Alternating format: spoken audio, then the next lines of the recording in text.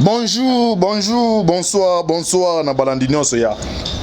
La voix céleste, mbote, mbote, mbote, bozali, ebele, partout dans le monde, boza kolanda biso par la voix internaute. Wana Miami, États-Unis, na moni, Salvador, Bingonda, Papicho na Miami, na PC mbote skazali, toye na Suisse, c'est que toko. Maman Konde Chita la mère des opprimés en France, maman Kabas Charlotte en Belgique, maman Dédé Charlotte. Bozan en Asie, Océanie, en Afrique sans oublier, en République démocratique du Congo. Mbote Nabino, Eskatou Bozali. Ezali Ndeko Nabino, Moïse Mon Kantibal, n'est aussi la décryptage, il y a actualité politique. Nabote na pesi Mbote Mingi na Ndeko. John Maboke Bende, c'est ma caméra, sur mon image, c'est grâce à John Maboke Bende, na équipe Mumbai à la voix céleste. Thème ou soit sujet autour sur la bise de l'eau, ezali directement au Kabila comme vraiment maman na réunion avant à s'apparaître dans niveau assez na boye ba les dessous des cartes awa ndako ezako yinda boye ba avec Antibal qu'est-ce qui se passe actuellement dans niveau ya FCC ni les ko se passer bande ko musuba ko mkolela bato FCC musuba ko leke no Kabila ko si bango.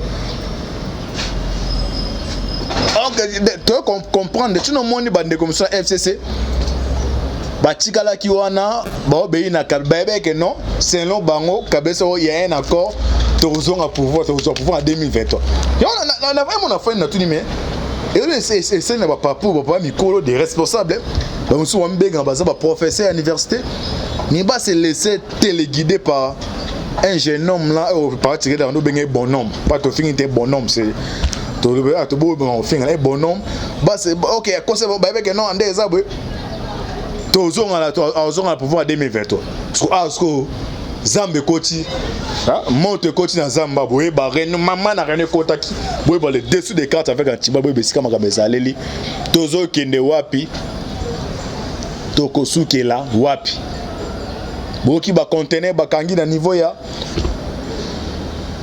natadi ba yo découvrir na carte ba conteneur et ça ba munitions monsieur batami wana plus de 500 conteneurs.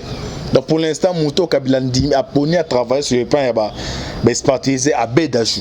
Bon, attends, la mon imboka oyo. Tout le monde a rabé à Bédachou. Donc ba conteneur ba kangi on a na carte il y a des munitions.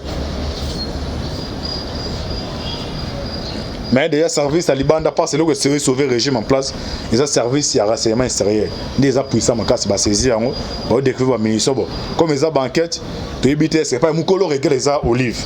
Waza moi si à Kabila. Est-ce que bon on va interpeller on est où c'est passé. Toi bara après. Coalition FCC cash. OK donc ça dit Tolanda awe ba contenu ni nzamba na bizambe koti na moto na niveau FCC ni ezoko se passer boye ba awa kuneza opesi mwambo boy awa na bisa bloke no eza na majorité mo ezoko se créer na niveau ya FCC oyo ba batu bazo yebate moni tête ante ba ti le ko ebona Kabila 30 minutes est-ce mutu boka boka na photo pendant plus de 30 minutes ba se permettre à Kabila comment localiser alliés ba comment localiser alliés boye pourquoi de bisa bloke non moi na ya Raymond Chibanda, on va mener na hôtel Toyer, on comprendre, on attend pour comprendre qu'est-ce qui se passe de ton limbo là. Mais directement ton côté la maman ali comme nabiso. O eza o nabi Zambe Ziki na niveau FCC. Boye bana minuto ni eza o se préparer. Ni ne ko salem. Ni ko eza bon moi déjà document moko et au na réseaux sociaux wana. O bon vous avez signature à critiquer tout borotia. Bi bataille des pes. Na unga upo na ngai bon eza politique bo ndima mais pour na ngai se voit la dissolution zali bo na voix dissolution mais se voit dissolution zate et ça zo préparer à humilier bino pour na plein poste ya Jama Kabunda Kabunda déjà ba pouvoir candidat moko ya MNC muto remplacer wana bo comprendre ba de muso wa benga botu na Antibal ozaki oza information après Antibal il ba canon ba information sika na oza muso wa comprendre na répéter na niveau ya FCC déjà va préparer tout le monde à niveau MSC ba candidature entre partis c'est ananani ba ta FCC va voter président Bloro Kabila est comme l'attente de la fin Kabila regarde mais ça va cartouche moko ya suka o a démonter antisecret que non ngai na zaliwana ba cartouche aussi maté mais bino za da président alors sans plus tarder au côté moment alikam boye to tanga biso bino boye bisika to kelela awa nana kolela Moi je suis la fille Raymond Chibanda na hôtel ya Trump ni nezo sa de makuna to limbo la biso na bino awa pour na boye beska tozo kende wapi to kosukela wapi. Alliance FCC cache en voie de disparition.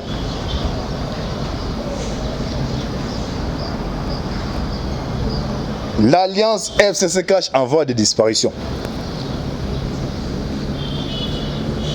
Avant Kabila na Sénat, abengisaki tous les membres de FCC pour monter ba stratégie.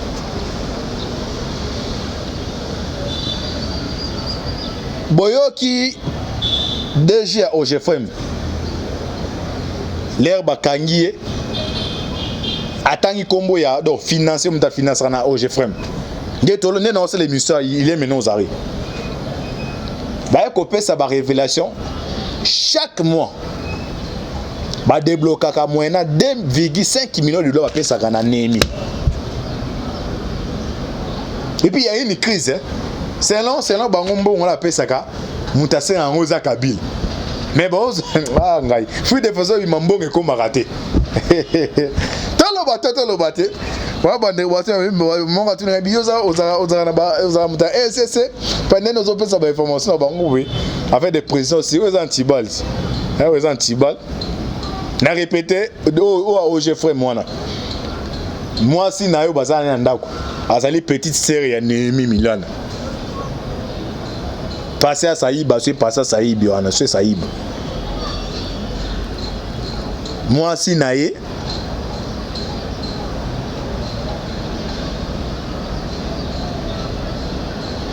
petit c'est Némi.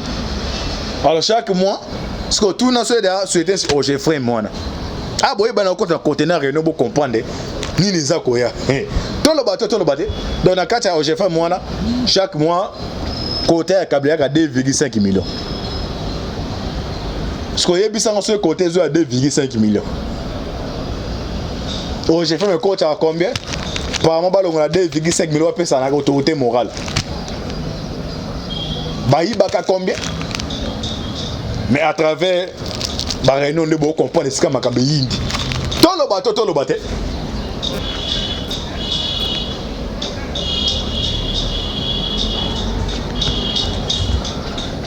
Les fonds communs pour le Congo FCC rectifient le tir pour baliser la voie des élections de 2023. C'est ce qui a justifié la présence pour la première fois à l'hémicycle du palais du peuple de l'ex-président de la République, sénateur à vie et autorité morale de cette plateforme politique, Joseph Kabila Kabang, c'est mardi le 15 septembre. Une sortie en pompe bien calculée. Ah, on parle français, vous comprenez, Neni, il ah.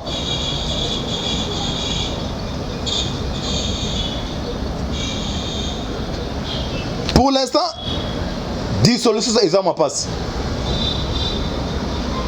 La seule façon que nous avons de déboulonnage du système, c'est que nous avons.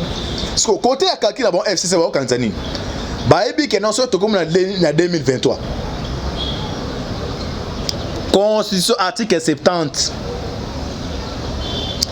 Et le but est que non, les premiers ministres restent. Non, et le but pas les premiers ministres. Et le but est que les députés, les présidents, non. Et le but qu'on a monté au organe, ils sont présidents de la République. Les présidents de la République restent en fonction jusqu'à jusqu'à ce côté na bango baïbi que non ce qui te comme en 2023 et arrivé que ma première imité et les agents ils sont sortis vainqueurs ils sont à président de la République donc mon tour les séquelles alors elle serait dans tika la wana et que c'est nga faut ma dialogue ça ni écoute na carte de tous les classes politiques vont ça ni boya air boya montant en position de force ça montant à tirer le wana comme des conseils PC pouvoir mais les restes sont déjà en faillite. Alors ils permettent soit tous les acteurs politiques bas sangana pour n'avoir balisé chemin pour n'avoir prononcé un moment là. Alors c'est ça le Kabila qui m'a wana azan ko éviter d'abord na mombo dialogue ko tango oyo azan ko éviter pe que en 2023 mon prononcé maté yozo mona ba langage mabunda na tamba non il faut to créer une habitude nyonso wana nini Papa Luka, base en déphasage. Alors, est-ce qu'on continue à comprendre pourquoi Kabila s'est déplacé à qui? Ndenge ba vidéo mo sikina réseaux sociaux bo kagane ba tu anani ya ba ne bazoyemba Kabila zawa piyaka etumbe makasi zonga tolanda auto continue bande bo comprendre to kendela. Selon les informations tirées du magazine Jeune Afrique, le coordonnateur du FCC Nemi Milana Wilonja avait réuni un jour avant la rentrée parlementaire de septembre, essentiellement connu rentrée budgétaire, les soldats du FCC dont le député et sénateur.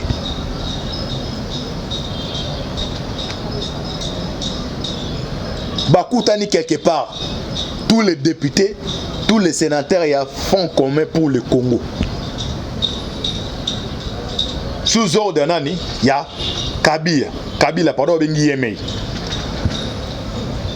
Les dessous des cartes de cette rencontre. Tout le bateau. Bon, moi, est-ce que tu es au Kenya? Bon, pour y avoir ma casse pour l'antibal. Bon, on a bâton de bazar, on a benga yo toko bo mayo. Congolais. Les dessous des cartes de cette rencontre. Politique. Moutunion se rose dans d'orté un politologue. Ils ont bien na musala ya Nzambe. Musa otanga atange abaye ni ngozani. Pour comme pasteur wana. Ou comme pasteur mais aux don wana te à guérison. La prédication. Il y a un pasteur ou à Shekina, na la vana côté na Dioka. Sont les informations de nos cas à D6. Mais ceux au monde a prêché parole de Dieu. Autour de mes anges, ils ont prêché ça. Au senti penda, azo même na dimension morwe. Mais so taliboy, au corona ni, tiens D6. Mais toi landa awa. Bon, comprendre le dessous des cartes, il y a rencontre entre Neymar a coordonnateur FCC, n'a pas député FCC n'a pas sénateur. Bon, le contenu dessous des cartes, bande comme sous même sous batangi ba comprendre était contenu mais avec antibal na tout le bateau to kundula to koto memra to mirabne comme on a profondé ska to linga to comme sabino. To na bo comprendre que non et le connaissance c'est ça ne bandeli et zape na suka na to landa bandeko. La réunion convoquée par le coordonnateur du FCC à un jour de la session septembre a sa raison d'être. Elle a permis à Milanois de lister les griefs de chacun de la gestion du gouvernement aux ordonnances de nomination dans la magistrature et dans l'administration des 26 provinces du pays. Le Fonds commun pour le Congo est convaincu que le cash n'est plus disposé à respecter ses engagements avec les FCC. C'est ce que relaye les magazines Jeune Afrique. Dans ces colonnes, le magazine écrit que la plateforme politique de Joseph Kabila, au cours de ces rendez-vous, dévoilait les fameux accords conclus dans la coalition FCC, notamment la reprise du bâton du commandement à la tête de la RDC par les FCC en 2023. Chose qui devait incertainement avec le goût du pouvoir dont bénéficie l'actuel chef d'État congolais Félix Tshilombo. C'est vraiment difficile de céder ce fauteuil à un autre. Rencontre des dernières chances. ABC va député na ba sénateur. L'engeza to séné accord en 2023. Il faut bien récupérer bateau de commandement mais Banama babalukele biso. Ba continue landa rencontre des dernières chances. Normalement, les dernières négociations devront se conclure ce mardi le 15 septembre. Le mardi le 15 septembre. Avant une rencontre dite des dernières chances. Selon Jeune Afrique, cette tête-à-tête de dernière chance pour cette coalition se tiendra dans la soirée du 16 septembre 2020 à des deux chefs de file. Donc Kabila du FCC et Tshisekedi du cash. Oh, on a auto Sabino le dessous des cartes. Ah, vous comprenez ce que tu as au Kenya. Et on va que nos Zamba, Zamo te continue à carte à Zamba. Par ailleurs, notons que lors de la rencontre de la famille politique de l'ex-président de la République, D'autres questions ont été également examinées, entre autres la désignation d'un nouveau ministre de la Justice en remplacement de certains Tunde Akasendi. Là on parle de plaider cas. Babi que non. Au moins que banda Tunda longue. Batu ya ba Congolais comment ça va? Ba pas on a photo luka tout ça remplaçant ba. Ba aborder makambuya remplacement ministre ya justice. Aso ba comprendre ce que tozo kende là. Hein? Vous comprenez ce que tozo kende là? Pareil, non que lors de la rencontre de la famille politique de l'ex-président de la République. D'autres questions ont été également examinées, entre autres la désignation d'un nouveau ministre de la Justice en remplacement de Célestin Tunde Akasendi. Ici, Bernard Chaïche Ngumbi. Ah, bon bandela. Bravo, répétez, bon kangabandeko. Combo, les premières analyses, soit chroniqueurs, ou appeler ça combat au Saman. Bon combo. Bernard Taïche Ngumbi est l'élu du chef pour ses postes de nouveau ministre de la Justice. On a répété, alors c'est combo. Bernard Taïche Ngumbi est l'élu du chef. Bernard Oyo Azara diplomate au Kabila a dépêché dans le niveau Afrique du Sud. Il y a un ambassadeur Vincent Karika Bazab. Non, répétez combo pour qu'on a combo bandeko. Antiba za mutali boso au livre combo, bon comprendre en retard. Tout le monde répéter pour qu'on a combo naïe. Bernard Taïche Ngumbi. Yende mutaza muto Kabila désigné à remplacer Tunde Akasendi. Pourquoi ba désigner?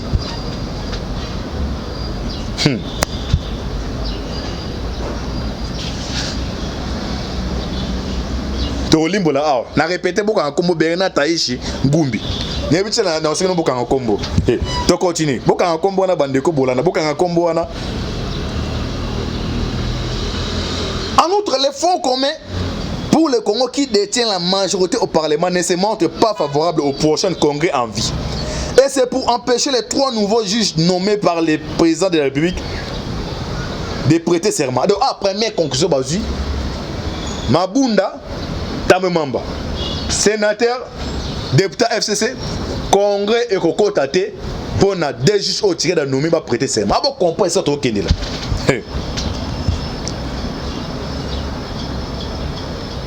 Ah non, un téléphone de quoi il dépasse. Ma caméra finger politique ou en a été, botan des arguments intérêt, la stratégie à terre pour nous vaincre bateau.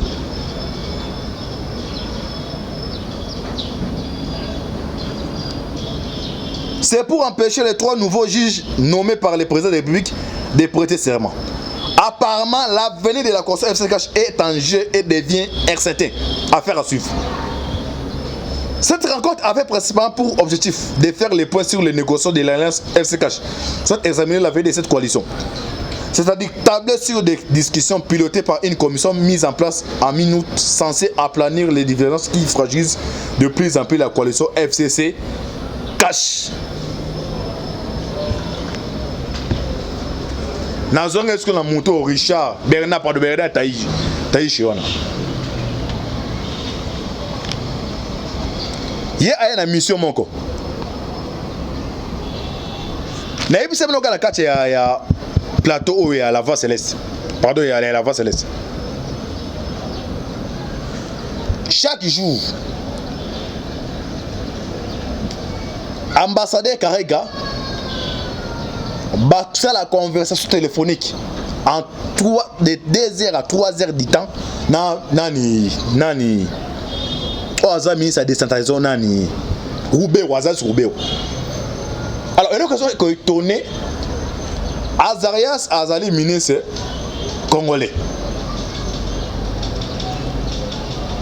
Code Nabiso auto utilisa awa ils a plus 243. Mais à travers service à Libanda soki Vincent a sali conversation na Nigna Roubewa. Service et renseignement. Parce que mon monde a tout ça appelle plus de faire vous benga. Et ça on va chance il y a un terme en renseignement d'or. il y a un enregistrement vocal. Donné dans Bengalo, nani bodo, toutes les conversations au salam. Donc ça, on dit conversation, majorité, il y a conversation codée. À moins que ça c'est bon Motorola, il y a Motorola qui a un renseignement militaire. Les alliés, parce que militaire, il y a tous les conversations, il y a des réseaux, il y a Motorola des aboués. Mais où étaient les appels téléphoniques, ils allaient en air. Donc, dans des renseignements. Parce que Nino Balaya, toutes les conversations. Alors, ce que moni nani Roubé Wana Vincent va sa conversation. Service à année va capter conversation à Bangoté. C'est à travers service et les bandes extérieures. L'épisode c'est des services à renseignement. Renseignement interne et renseignement externe. Ou à Liban les armes supervisées par Centrale internationale agence na Mossad. Bon on est bon surveiller conversation à Liban. Tout le monde a Kagame Azoli là wana tu sais que pour l'instant il est mieux informé. Mais conversation tout le monde dans la région Galak. Sur le plan interne à travers année. Mais c'est ni ni tirer la salle. Ils ont des services année. Donc année au Kabila tiko les année pour l'instant. Non besoin année moi il a besoin ici hein. Bah bi on va aller oh nini miniki des inspirants mais au état de service pour nous servir présent tu sais qu'il a privilégié mingi CNS service national de sécurité à présence il y a des contrôler nous alors ben on découvrir na kata conversation soulever ça les entre Karega na Rubewa Karega zo senga Rubewa as contrôle il y a ONIC il y a recensement comme baratango ba dépêcher les missiles oyo Ferdinand comme Ferdinand on est pas dépêché à sa ministre de la justice. Bon mon ni ante nani au intérieur nani kakone na ba ko funda ministre de la justice kati. Mutama ministre de la justice kuna nani il dépêche. Parce qu'on a kati réunion na ba comprendre que non le fait que non Yemei tunda ka c'est na longwe vidéo est fort ko ba récupérer pour ba planner plan na ba nga ba ça la plan ou awa.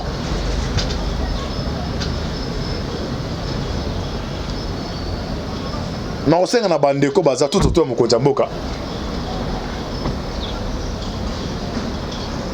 bo vigilance ya makasi vigilance vous êtes vigilant na to ebisa bino age ya bilo muso na beta awa les mêmes ambassadeurs FVC Karek pas tout pour l'instant carte à Kabila ezaki basé et pas Kamere. Comme Kamere il est maintenant en prison, bah aussi bah tchango c'est gens mon aba dans ces Congolais bon le tribalisme il attend la stratégie. Donc nous avons fait ces formations Kamere. Comme Kamere est en prison maintenant bah utiliser Karek. Alors Karek qu'est-ce qu'il a fait? Ils ont deux jeunes filles. Mon cas a 28 ans, mon aussi va 32 ans.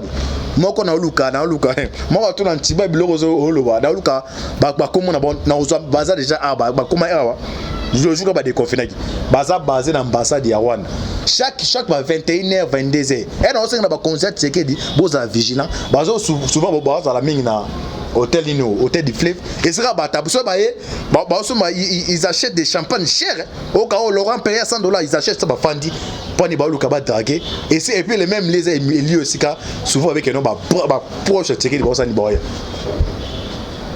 Il y a un vieux qui m'a livré les formations, mais je suis exact. Antibala, ça c'est déchaîné Bimaka. Tout le bateau. Il va s'en balé. Je vais chercher les noms, leurs noms. Na Luka na pesa ou ah. Pebino bandeko boza libana fosa. Bazami balé. Moi quand en 32 ans souver au talib il a reçu même il s'est tiré la photo ma boya biso tindi soit tiré la photo na partager il m'a montré ça. Bah regarder est-ce qu'il va lio babi keno ba branche tiré ba oya. Donc, il faut l'ignorer. L'objectif, comment faire maintenant pour pénétrer dans nos sécurité. Parce que pour l'instant, radar et la présidence de la République est perturbé. Nous avons qui permettre les informations à livrer ces caméras. Maintenant, comment faire pour avoir. Nous comprenons que nos bandagas, ils ont beaucoup de force. Comment c'est ça, la stratégie, c'est ce qu'on a.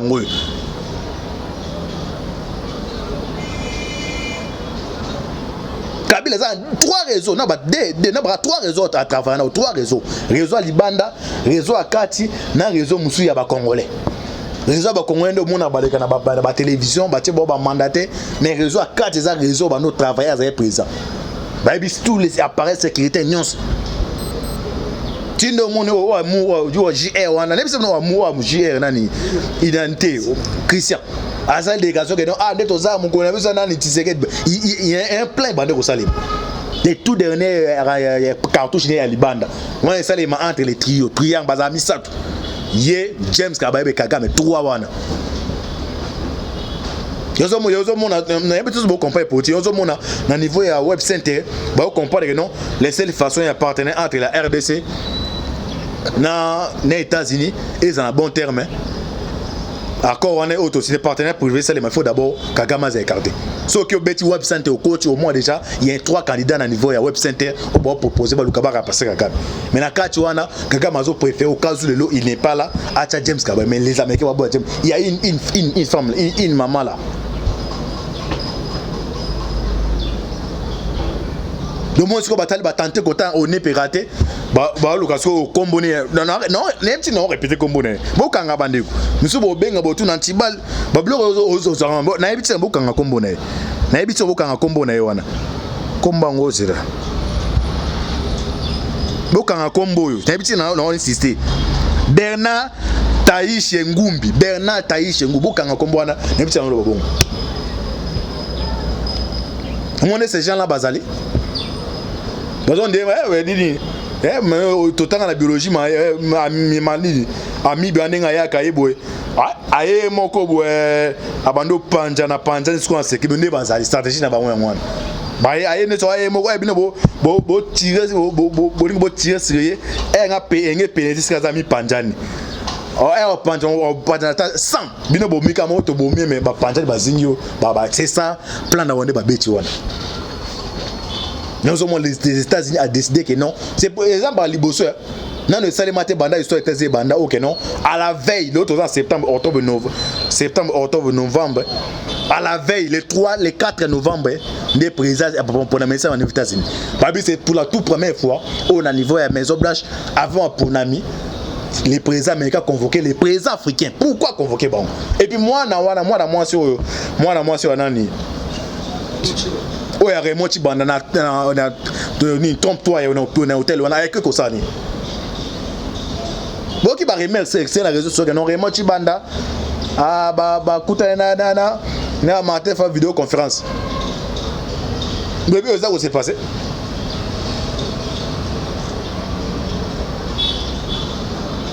alors résolution ni au seulement les 20 non c'est dans nos caméras mais là s'il y a une minute ok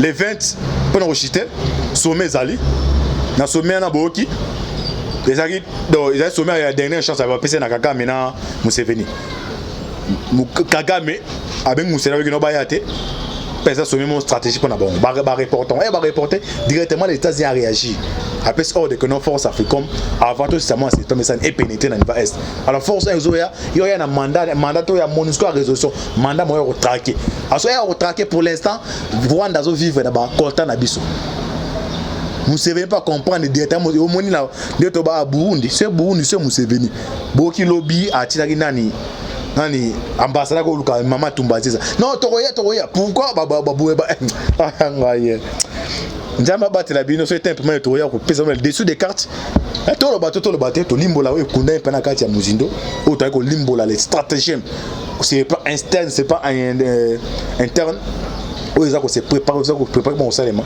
avec quand il va prier ma carte pour na biso parce que ba ndoki ba dongo limi sona ba mona to so livrer des informations boy ba aux à l'est mais bon prier ma carte pour na RDC njamba osunga to le expert tribalisme merci mingi na ndeko John Moboke Bende ni équipe mo la voix céleste Salvador Bingonda na Miami Papicho Mbote Skozali affaire à suivre Antiba la ozela kaka Salvador Bingonda na Miami Antiba ozela ciao.